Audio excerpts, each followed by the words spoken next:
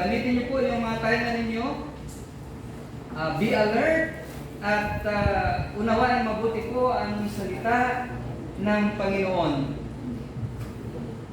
Nais ko pong bigyan kayo ng isang ilustrasyon na nabasa ko po sa FB, no? And I hope nabasa din po ninyo ito. It's about a Christian who found better ministering in a bar than in a church. Isang Kristiyano po, 2 years in the church, na-found out niya na mas maganda yung ministeryo ng isang bar kaysa isang church. Ang kwento po ay ganito. One Sunday, sila pong mag-asawa ay pumunta sa isang church, sa church nila, sa home church nila. And masaya pong sumamba, masaya pong nakilahok sa paglilingkod sa Panginoon. But one thing na kanyang na-miss, nakalimutan po ay na hindi niya na-turn off yung cellphone. Tingnan ninyo kung naka-turn off ba yung cellphone ninyo ngayon. Baka mamaya biglang mag-ring yan. Hindi niya po na-turn off yung cellphone niya at nung nag-closing prayer na ang pastor, bigla pong tumunog yung kanyang cellphone. Napakalakas. At pagkatapos po ng closing prayer ng pastor, ay pinagalitan po siya ng pastor in the midst of the congregation. Nanginig po siya sa takot, sa hiya, sa kanyang nagawa, kung bakit nagkaganon at nakalimutan niya yung na-off niya, yung hindi dapat na naka-turn on yung kanyang cellphone, no? Dapat in-off niya. Sinisi niya ang kanyang sarili. And while on the way home, dahil din po sa hiya ng kanyang misis, ay niluturan siya. Ikaw kasi, ganito. At yung pighati sa kanyang damdamin ay mas lalong naging mabigat. Hindi niya makalimutan ang senaryong iyon at nung kumabi na ay naisip niya na mag-relax. Napunta siya sa isang bar and that was the first time na napunta po siya sa isang bar. Iniisip niya yung experience niya sa church, kung paano na siya ay napahiya, paano na siya ay pinagalitan. At doon sa bar ay umorder siya ng inumin. Nanginginig pa ang kanyang kamay, no? Dahil nagigilty siya. That was his first time. He tried to be a good Christian. Nanginginig siya habang pilit niyang iniinom ang inumin. At na-disgrasya po, yung baso na kanyang iniinom ay nabitawan niya at naula ang tubig, no? Nagkalat ang tubig. Mas dumagdag po ang kanyang panginginig, ang kanyang takot. Sabi niya, ito na naman, galit na naman ang aabutin ko ngayon. But in his surprise, pumunta po yung dalawang waiter at nilinis po ang kanyang kalat. Nakita po ng manager na nanginginig sa takot, namumutla sa takot, ang lalaki, nilapitan po at dinapik sa balikat, sinabihan na, don't worry, sino ba ang hindi nagkakamali? It's all right. At ayon po sa kwento ng FB, simula ng gabi iyon, gabi-gabi, pumupunta ang lalaki doon sa bar. Brothers and sisters, let us all stand. At pakinggan po natin ang salita ng Panginoon na nakasulat sa John chapter 21, verse 15 hanggang 17. Juan kapitulo 2, ang talata 20, Juan kapitulo 21, ang talata ay 15 hanggang 17. Pagkatapos nila, tinanong ni Jesus si Simon Pedro, Simon anak ni Juan, Iniibig mo ba ako ng higit sa mga ito? Opo, Panginoon, alam ninyong mahal ko kayo. Tugon niya. Sinabi sa kanya ni Jesus, kung gayon, pakainin mo ang aking mga tupa. Muli siyang tinanong ni Jesus, Simon, anak ni Juan, inibig mo ba ako? Sumagot si Pedro, Opo, Panginoon, alam ninyong mahal ko kayo. Sabi ni Jesus, alagaan mo ang aking mga tupa. Pangatlong ulit na tinanong siya ni Jesus, Simon, anak ni Juan, mahal mo ba ako? Nalungkot si Pedro sapagkat 3 beses siyang tinanong ng mahal mo ba ako? At sumagot siya, Panginoon, alam po ninyo ang lahat ng bagay. Alam ninyong mahal ko kayo. Ay kung lahat ay panandaliang manalangin sa Panginoon, tingin po natin sa Kanya ang Kanyang masaganang pagpapala sa pakikinig ng Kanyang mga salita. Dakilang Ama na makapangyarihan sa lahat, minsan pa, Panginoon, kami po ay lumalapit sa iyong trono ng biyaya na may pagpapakumbaba. Humihingi po ng pabor ng iyong biyaya. Humihingi po ng inyong paglilinis, anumang mga dumi sa aming mga buhay, sa aming mga puso, sa aming mga isipan, Panginoon, ay hiniling po namin ang iyong paglinis upang sa umaga ito ay walang makakahadlang po sa pagpasok na iyong mga salita sa aming mga puso. Panginoon, tulungan mo po ako at i-cover mo ako ng iyong kapangyarihan ng iyong banal na Espiritu, ng dugo ng iyong buktong anak na nabuhos doon sa cross ng Kalbaryo. Itago mo po ako sa iyong likuran, Panginoon, at ang iyong mga kalooban at mga katotohanan lamang po ang masabi sa umagang ito, Panginoon. You know that I love these people, O Lord, but I know that you love them more. And so, Lord, I pray na tulungan mo po ang bawat isa sa amin. This we pray in the mighty name of Jesus. Amen. Tayo po magsiupo, mga kapatid. Isang unique po na title ang ating mapapakinggan sa umagang ito. And sabi po sa salitang Ingles, The Art of Ministry. Meron po akong dalawang cheese books nung ako'y high school. Isa doon ay yung winning chess opening, at yung isa ay The Art of Sacrifice in Chess in White Pieces in the Sicilian Defense. Sa mga hindi nag-chess, hindi po ninyo ito maintindihan. Hindi po chess ang ating pag-usapan ngayon. Pero sa isang aklat po, nandoon yung title na The Art of Sacrifice in Chess. No? Itong aklat na ito ay isang guide to solid foundation and moves from opening to the middle game. Sa isang paglalaro chess kasi, kailangan po sa simula pa ay tama yung inyong opening no, hanggang middle game. Sa paglalaro ng chess, kailangan po na i-avoid ang even a slight mistakes, no? Kasi there will be tendencies of sacrifices. Maaring ang iyong kalaban ay magsasacrifice, but those sacrifice will lead to a sudden defeat in your part. So, very crafty, very cunning po. Akala mo you take advantage dahil nakain mo yung mga pyesa ng kalaban mo, but to your surprise, you will find out na natalo ka sa iyong paglalaro ng chess. So there is art, no, in playing chess. At yun nga po, the art of sacrifice in chess. Napaka-delikado po sa mga chess players. So sa mga chess players po, be careful, no? And hindi lang po sa paglalaro ng chess, maging sa mga teachers po. I know that you have the art of teaching, especially sa mga daycare and kinder teachers. Alam ko po ito dahil ang aking asawa po ay kinder teacher.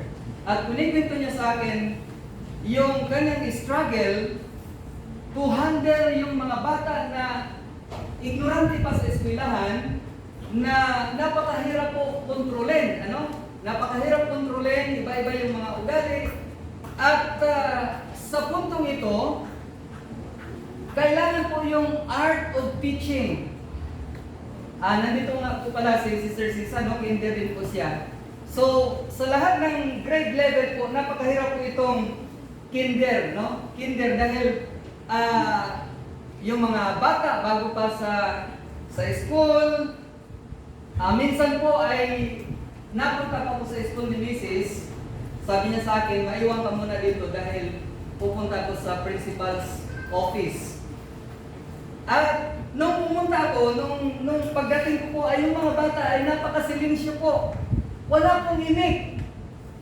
Siguro mga 4 months na yung classes nila, nag-regular na yung classes nila. Wala pong imik yung mga bata. Pero nung lumabas po ang aking asawa, pumunta po ng office, ay unti-unti pong nagkaroon ng konting ingay. Tapos, unti-unti pong nagtayuan yung mga bata, unti-unti pong nag-akyatan sa kanilang mga mesa at hindi ko na makontrol. Ano ba? Tumigil na kayo. Maupo kayo. Baka na-disgrasya kayo. Yung mga bata, hindi nakinig sa akin. Sabi ng mga bata, punta tayo kay ma'am doon sa office. Isa-isa silang naglabasan. Walang natira sa classroom. Tapos tinitingnan ko yung mga bata, nandoon sila sa labas ng office. Nung lalabas na si Mrs., sila po ay nagtakbuhan pabalik doon sa upuan. At naupo na parang walang nangyari. Sabi ko, marahil hindi ko kakayanin na ako po ay maging kinder teacher. Sister Sisa, na-experience mo rin po ba ang ganito? But because of the art of teaching na kanilang mga teachers po, nakokontrol po nila yung mga bata. Grabe po ang trabaho ng teacher, I know that. Kaya nga, narinig ko si Mark, sabi niya, itataga ko sa bato, hindi ako mag-aasawa ng teacher. Dahil pag evaluation ng teacher, evaluation din ng mister. Sabi niya, hindi lang evaluation ng mister, evaluation pa ng anak. Lalong-lalo na kung ang anak ay magaling sa computer. Lahat kami nagagamay kapag meron pong evaluation po si Mrs. Baga kami sinanlag, nauuritan kami kung nadidelay po ang mga emergency ng mga sugo dahil po pressure din po sinda, sa mga trabaho sa eskwelahan. Kaya tunay po, kailangan naman po talaga na tabangan. At hindi lang po yan, mga kapatid. Ang isang teacher po ay meron pong una yung performance target, Yun po ang pinakauna marahil. And then they have action plan. Paplanuhin nila kung ano yung gagawin nila sa buong isang taon. And then meron po silang tinatawag na mode of verification. Halos ma-memorize ko na po ito dahil ako po ang tagadala ng mga papers ni Mrs. doon sa school. At may nakita pa rin po akong yung tinatawag na IPCRF, yung Individual Performance Criteria Rating Form. Siya po ang binabasihan ng bonus ng teachers.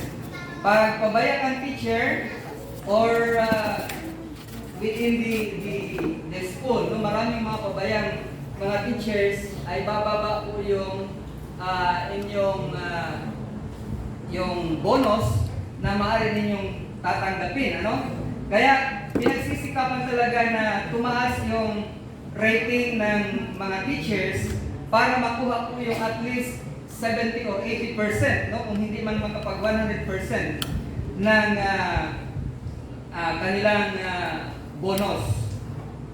At kapag ikaw pala isang teacher ay maraming evaluations, sobra-sobra po ang trabaho ng mga teachers. And again, we have the word, the art of teaching. How much more in the church, mga kapatid? Sa church, wala po tayong principal, wala tayong supervisor, but we have Jesus Christ as our evaluator. Siya po yung nag-evaluate.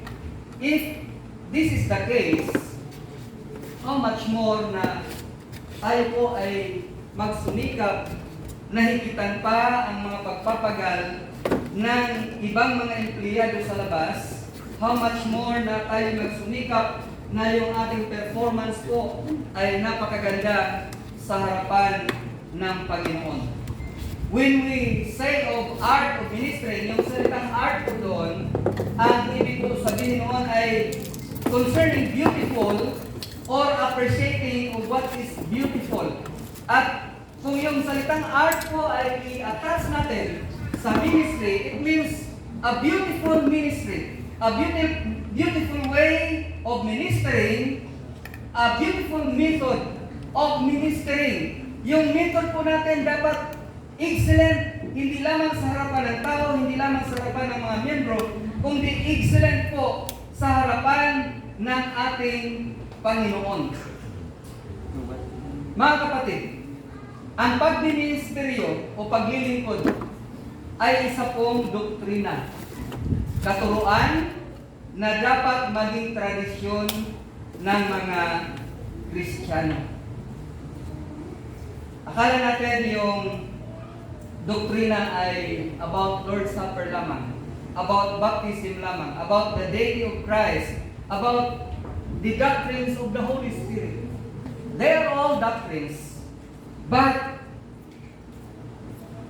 ministering or ministry is also a very important doctrine. Isang doktrina, isang teaching ni Christ. When you say doctrine, teaching of Christ or teaching of the apostles, at dapat maging tradisyon po ng bawat Kristiyano. I have in my library almost all the books needed in the Bible school.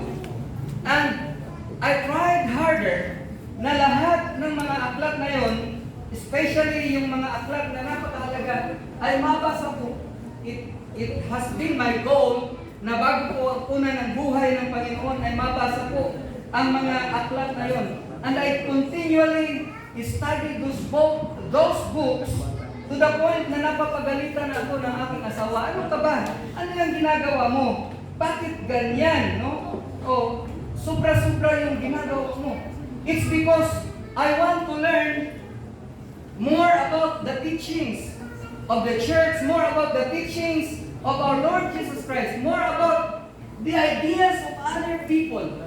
But I realize, mga kapatid, ano ang kahalagahan? Mapuno man ang iyong ulo, mapuno man ang iyong ng kaalaman, ang iyong isipan, without the best art of ministry.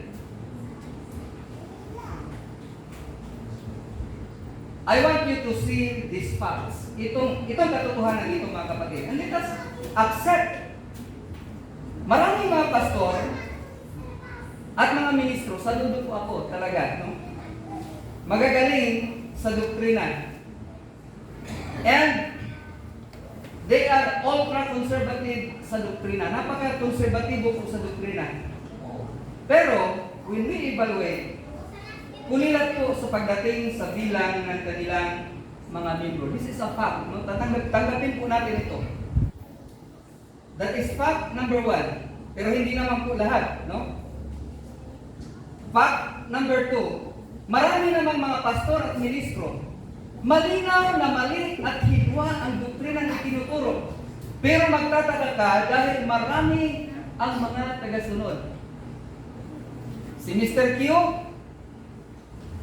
sabi niya, I am the anointed Son of God. Jesus Christ has been promoted to be a Father. At ako yung pumalit sa kanyang Kristo. I am the Son of God.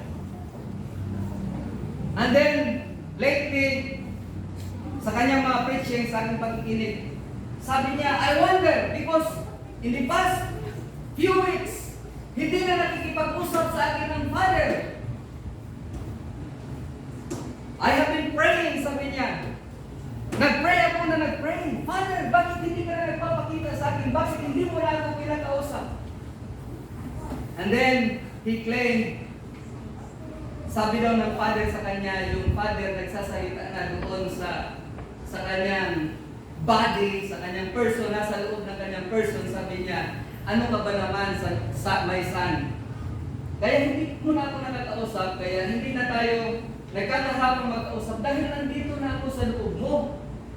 What is mine is yours, and what is yours is mine. I and my Father are one, sabi po ni Mr. Q. But look at his followers. He has millions of followers. Hindi lamang sa Pilipinas, kundi maging sa buong sanlibutan. Grabe ang pagkahigwa. Grabe po ang pagkamali ng mga doktrina. Mali na magdadala doon sa kanya sa impyerno, sa kanyang mga miyembro sa impyerno. But why? Why is it na napakaraming followers si Mr. Q? Hindi lang po si Mr. Q, no?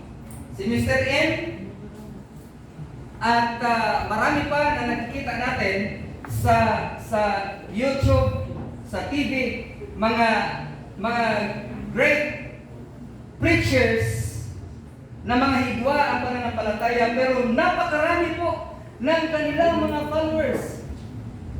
Ang tanong, mga kapatid, bakit kaya ganon? I have found out that when we Christians, kapag tayo po sinagot natin yung mga tanong na ito, itong tanong na ito, bakit ganon? I have found out na we also have false answers to their success. Minsan sinasabi natin, kasi pag totoo, kunti lang talaga. Wrong po. Kasi pag illegal, kasi pag hindi totoo, talagang nagpa-prosper. Wrong po yan. Minsan sinasabi po, kasi malapit nang bumalik si Lord, kaya konti na lang yung mga totoong Kristiyano dahil ang sabi po ni Jesus Christ, konti lamang ang mapupunta sa langit at marami ang pupunta sa impyerno. Those are false answers sa tanong kung bakit ganon, bakit yung totoong church, yung totoong Kristiyano, yung merong mga ultra-conservative view sa doctrine, bakit hindi gaanong lumalago ang kanilang trabaho. Ang tamang sagot po doon, mga kapatid, this is another fact na gusto po natin tanggapin, ano? Ang tamang sagot is kulang o tamad sa evangelism. Why? Because we as an independent church, wala po tayong headquarters o wala tayong national headquarters, wala pong nag-evaluate sa atin sa ating ginagawa kung saan mang church, no, o sino mang pastor. Sa studio po, yung dating daan at yung Iglesia ni Cristo po, meron silang mga form na pinapa-xerox. Medyo dinidelay ko yung pagsi-xerox dahil binabasa ko. Yun pala, evaluation form. Sabi ko, itong mga centralized na mga church, meron silang evaluation at pinipressure talaga yung mga ministers nila to work hard for their cause para po dumami ng dumami ang kanilang mga miyembro. But of course, we don't have to do that. We don't have to be centralized para gawin po natin yun. Kasi dinisign po ng Panginoon, and it is true that a every church must be an independent church. Number 2, kaya po hindi tayo masyadong lumalago. Yun nga po, because we are holding false notion of biblical truth. Yung mga sagot natin, bakit hindi tayo ganong lumalago dahil mali yung interpretation natin doon sa katotohanan sinasabi ng banal na kasulatan. Number 3, because we are not seeking the best art of ministering or because of the lost art of ministry. Dahil po nawala yung art of ministry. Ang kanin yung mga kapatid. At maging sa mga kapatid natin na maaaring marinig ang preaching na ito. Dahil nilalagay po ni Mark sa YouTube. Good doctrine. Our ultra conservative view plus excellent ministering or ministry. Magre-resulta po yan sa isang napakaganda, isang napaka-dynamic na growth.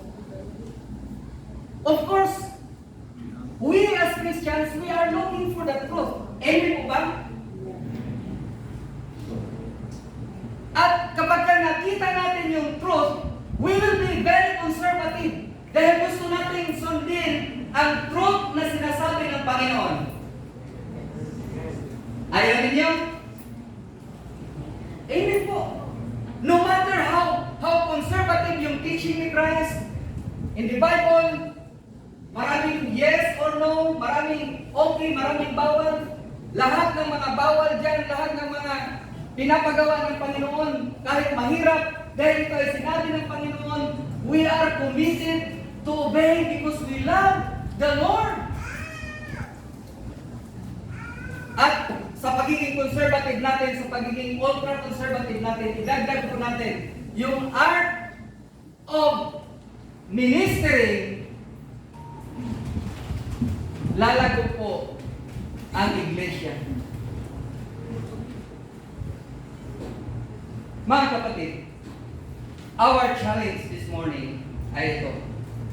Laging nasain at hanapin ang pinakamagandang paraan ng pagmiministeryo o paglilingkod dahil si Lord ang ating evaluator.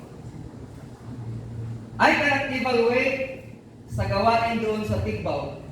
I cannot evaluate sa gawain doon sa Bititong. I cannot evaluate sa gawain doon sa barangay, sa kapsay, or kahit saang church. At hindi rin po, wala din po silang karapatang i-evaluate tayo. But we have one omnipotent, omniscient, and omnipresent evaluator. That is Jesus Christ. Sa Kanya po tayo may pananagutan. Kaya lagi po natin nasain at hanapin ang pinakamagandang paraan ng pagmiministeryo, paglilingkod. Dahil si Lord po ang ating evaluator.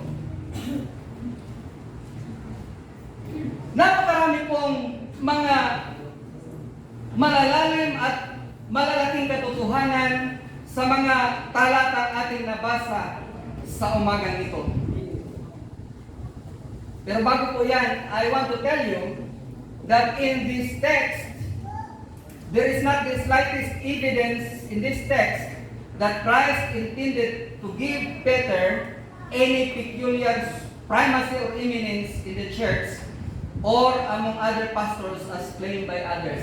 Ang talatang ito po ay isang naging ground of debates among religious leaders. Sapagkat dito po, sinabi po ng mga kaibigan natin mga Roman Catholics that this is the text na nagpapatotoo na promote ni Jesus Christ si Peter to be superior than all other apostles. At dito sabi niya, si Pedro, kailangan may successor. And you know kung sino yung sinasabi nilang successor. Mga kapatid, wala pong slight evidence in this text na si Pedro po ay siyang pinaka-superior sa lahat ng mga apostoles. At si Pedro ay merong